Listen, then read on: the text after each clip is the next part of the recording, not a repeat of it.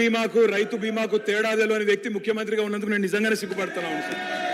పంట బీమాకు రైతు బీమాకు తేడా తెలియని వ్యక్తి మీ గొప్ప నాయకుడు, గొప్ప ముఖ్యమంత్రి. అధ్యక్ష, నేను ఒకటే మాట అంటా ఉన్నా అధ్యక్ష, వారు పర్సనల్గా చాలా దారుణాతి దారుణంగా ఒక ముఖ్యమంత్రిలాగా కాకుండా ఏదో పిసిసి అధ్యక్ష పదవుల్లో అక్కడ గాంధీ భవన్లో కూర్చుని ఒక ప్రెస్ మీట్లో మాట్లాడినట్టు స్వీపింగ్ రిమార్క్స్. అధ్యక్ష, ఇవాళ ఆయన ఒక గౌరవమైన రాజ్యాంగబద్ధమైన పదవిలో ఉన్నారు.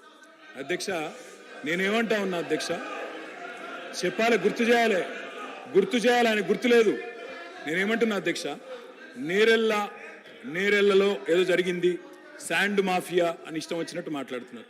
నేను ఒకటే అడుగుతున్నా అధ్యక్ష, 2004 నుంచి 14 వరకు శాండ్ మీద ఈ రాష్ట్రంలో, ఆంధ్రప్రదేశ్ రాష్ట్రంలో, తెలంగాణ ప్రాంతంలో వచ్చిన ఆదాయం మొత్తం రాష్ట్రానికి సమకూరిన ఆదాయం 39.5 కోట్లు అధ్యక్ష. అంటే సంవత్సరానికి 4 కోట్ల ఆదాయం కూడా రాలే. అదే 2014 నుంచి 2023 వరకు అధ్యక్ష, ఈ రాష్ట్రానికి శాండ్ మీద వచ్చిన ఆదాయం 5,000 కోట్ల పైచిలకు అధ్యక్ష. 4 కోట్లు కూడా ఆదాయం లేని నాడు శాండ్ మాఫియా అవ్వలేదు సార్. కాంగ్రెస్ పార్టీదా? కాంగ్రెస్ పార్టీల జేబులు, నాయకుల జేబులు నిండినాయా? ఎవరి జేబులు నిండినాయండి? ఆనాడు శాండ్ ఆదాయం ఎక్కడ పోయింది అధ్యక్ష? ఇంకోటి, నేరెళ్లలో ఎవరో తొక్కిచ్చారు, ఎక్కిచ్చారు అధ్యక్ష. ఇదే పాత చింతకాయ పచ్చడి లాంటి మాటలు స్వయంగా ఈ రోజు కాదు అధ్యక్ష, వాళ్ళు ప్రతిపక్షంలో ఉన్నప్పుడు కూడా చెప్పినారు. ఇది 2018కి ముందు చెప్పినరు, తర్వాత చెప్పినరు. ఆయన చెప్పిన నేరెళ్లలో కూడా మా పార్టీకి అభ్యర్థిగా నాకే మెజారిటీ ఇచ్చి ప్రజలు మళ్ళొక్కసారి బ్రహ్మాండంగా గెలిపించి వాపసు పంపినారు అధ్యక్ష. ఒక మాట అధ్యక్ష, నేరెళ్లలో ఏదైనా తప్పు జరిగింటే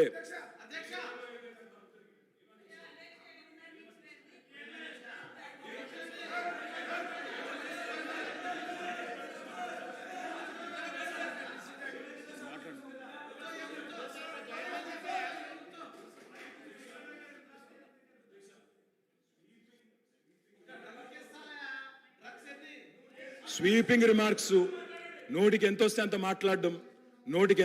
మాట్లాడడం. నేను ఒకటే మాట అంటున్నా అధ్యక్ష, ఇవాళ అధికారం వాళ్ళ చేతుల్లో ఉంది.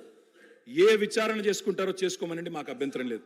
కానీ ఇష్టం వచ్చినట్టు స్వీపింగ్ జనరలైజేషన్లు చేసుకోవడం, నోటికి వచ్చినట్టు మాట్లాడడం, ఇది ఒక ముఖ్యమంత్రి పదవి స్థాయిలో ఉండే వ్యక్తికి తగదు.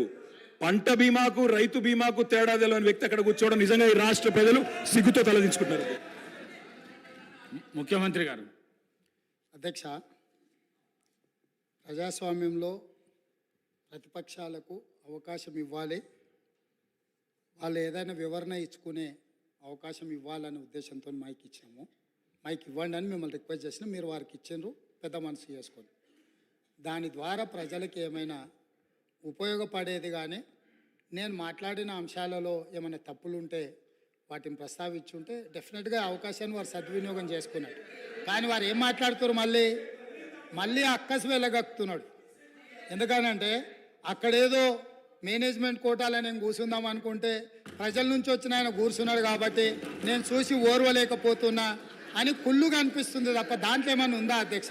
సరే, ఏదేమైనా అధ్యక్ష, గత ప్రభుత్వము ఎంత గొప్పలు చెప్పుకున్నా కొన్ని వాస్తవాలను ప్రజలు కూడా గమనిస్తున్నారు. మీ ద్వారా వాళ్ళు ఆ సమయంలో మరి గుర్తుందో లేదో ఇప్పుడు గుర్తు చేయదలుచుకున్న అధ్యక్ష, 10వ తరగతి ప్రశ్నాపత్రాలు వాట్సాప్లలో తిరుగుతూ 10వ తరగతి పరీక్షలే నిర్వహించలేని అసమర్థ ప్రభుత్వం ఆనాడు ఉండే. 12వ తరగతి అంటే ఇంటర్మీడియట్ ప్రశ్నాపత్రాలు చక్కగా దిద్ది ఫలితాలు ప్రకటించలేక ప్రభుత్వం ప్రైవేటు వ్యక్తులకు, ఆనాటి మంత్రివర్గంలో ఉన్న కీలకమైన వ్యక్తి యొక్క మిత్రులకు ఆ కాంట్రాక్టు కట్టబెట్టడంతో సిజీజీ నుంచి తప్పించి అనుభవం లేని వాళ్లకు మిత్రులకు కట్టబెట్టడంతో అందులో జరిగిన ఫలితాల అవకతవకలలా 25 మంది నోనోగు మీసాల యువకులు ఆత్మహత్యలు చేసుకున్నారు. ఈ చావులకు ఆనాటి ప్రభుత్వం కారణం కాదా? ఇవి ప్రభుత్వ హత్యలు కాదా? ఇది పక్కన పెడితే అధ్యక్ష, డెఫినెట్గా తొందర ఏం లేదు అన్నీ.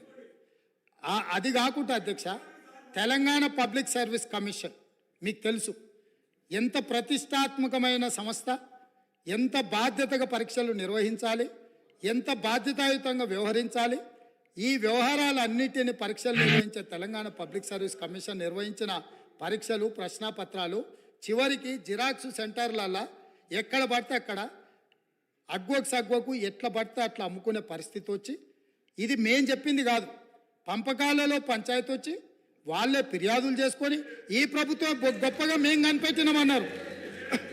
ఈ ప్రభుత్వం ఏమన్నది, ఇది ప్రతిపక్షాలు కనిపెట్టింది కాదు, ప్రతిపక్షాలు చెప్పింది కాదు, మేమే గుర్తించినాం, మేమే ప్రశ్నపత్రాలు అమ్ముతుంటే పట్టుకున్నాం, మేమే కేసులు కట్టినాం అన్నారు.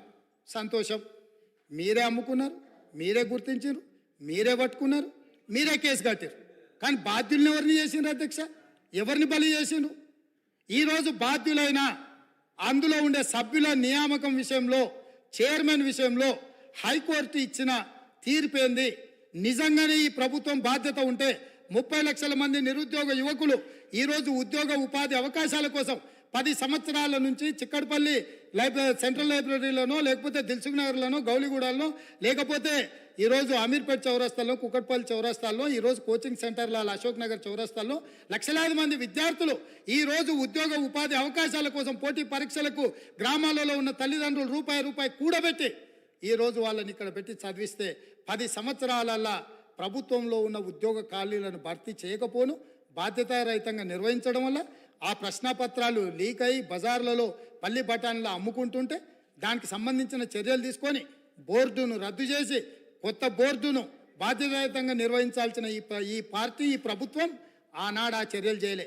ఎన్నికల్లో వచ్చినప్పుడు వాళ్ళని కొంతమంది విద్యార్థులను పిలుచుకొని కూర్చొని మాట్లాడి మంత్రి గారు చెప్తారు, అవును తప్పు జరిగింది, మళ్ళీ మూడోసారి అవకాశం ఇస్తే మిమ్మల్ని నిండా ముంచుతామని వాళ్ళకి మాటలు చెప్తున్నారు. తప్పు జరిగిందని మీరు గుర్తించినప్పుడు, మీ పాత్ర అందులో లేనప్పుడు, పాత్రులైన బాధ్యులైన వాళ్ళ మీద చర్యలు తీసుకోవడానికి మీరు ఆ పరీక్షలను నిర్వహించిన వాళ్ళ మీద బోర్డులో నియమించిన సభ్యులకు అర్హత లేదు అని కోర్టు కూడా ప్రభుత్వానికి సూచన చేసినప్పుడు